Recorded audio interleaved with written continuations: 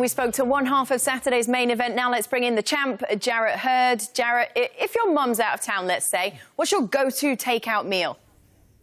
My go-to takeout meal, I'll have to say pizza, man. You know, I love pizza. I'm like a Ninja Turtle. Everywhere I go, I need some pizza. On a serious note about fighting at home, it means obviously you've got the full camp at home for the first time, I think. You've got the hometown crowd that you're going to be fighting in front of, which is something you just said in that video, something you've always wanted. Does that level of expectation that those hometown fans are going to bring to that fight ever stress you out in any way? Does it get into your head? No, it doesn't stress me out. It's more of, only thing I was probably worried about is, you know, being bugged by my family members and the ones close to me about the event here being at home. You know, when you fight out of town and things like that, the last week you really get to yourself and, you know, you're away from everything and you really focus just on the fight. And that's the only thing I was worried about, was they're going to be bugging for tickets and things like that. And I was right, because oh yeah, I was definitely right, because they was worried me to death, man. But you know, we're going to on the last week, next week, we're going to take a trip just a few hours away in VA and get away from everyone. Nice. Very nice. That's the best move. What's the concerns with Julian Williams? What concerns you? What are you preparing for? Well, I'm not going to say it's not too many concerns. It's more of, I know that this is a big opportunity for him, so I know he's coming fully prepared. You know, he has a chance to win not only one title, but 2 titles. And I'm just expecting the best Julian Williams, man. And, you know, a good Julian Williams is always a dangerous one. Jarrett, how you doing? Abner Mares here. I like that you're not looking past him and you're not looking at him just as like any opponent. With that said, how do you plan on fighting him? You're known as, I call you the monster of this weight class. You're always pushing fighters back, bullying them. Do you want to show something different in this fight? Do you want to show a different style? I do, man. But, you know, like I said, for me being the size fighter I am and how big I am for the weight class, I don't see anyone doing anything different but trying to box and, you know, score, outpoint me. Next thing I know, when I look up, 12 rounds over. So I don't expect him to stand toe-to-toe or bring the fight to me. So how I'm picturing is I'll have to bring the fight to him, and he'll try to, you know, outbox me, you know, use his skill set. You know, he's maybe a little bit tad sharper than me in some spots, so he'll probably try to use that. And let me ask you this, Jarrett. Everybody keeps pointing out to me that you are a slow starter.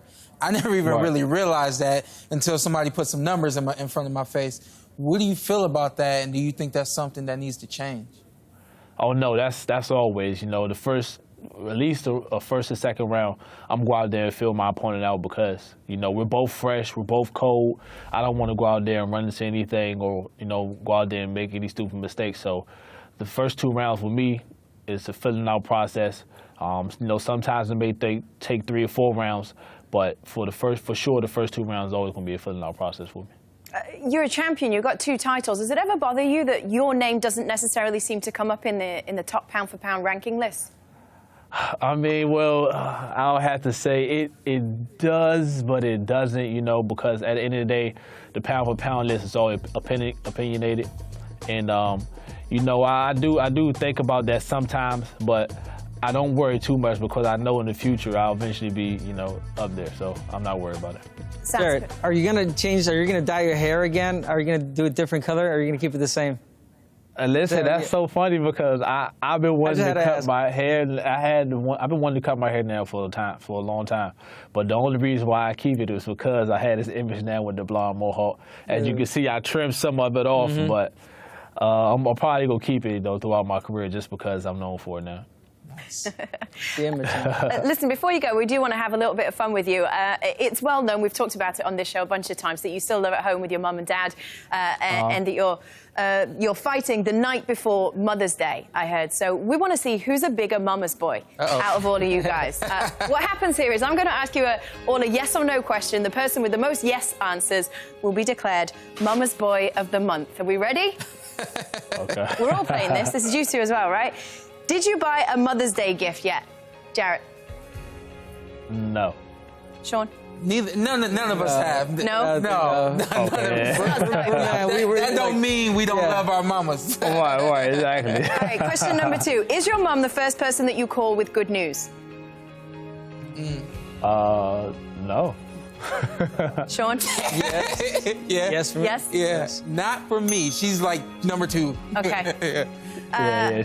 All right, next question. Have you cried in front of your mom in the last year? Oh, yeah. Yes? You a crybaby. A resounding yes? Okay. Yeah, when I won the title. When I won the title, I cried. So, yeah. That's acceptable, though. Abner? No, that's enough. No? I was going through some things. All right, next question. So I got a tally for that one, right? Do you have, the thing is, I don't think you have any at all. Do you have a tattoo that represents your mom?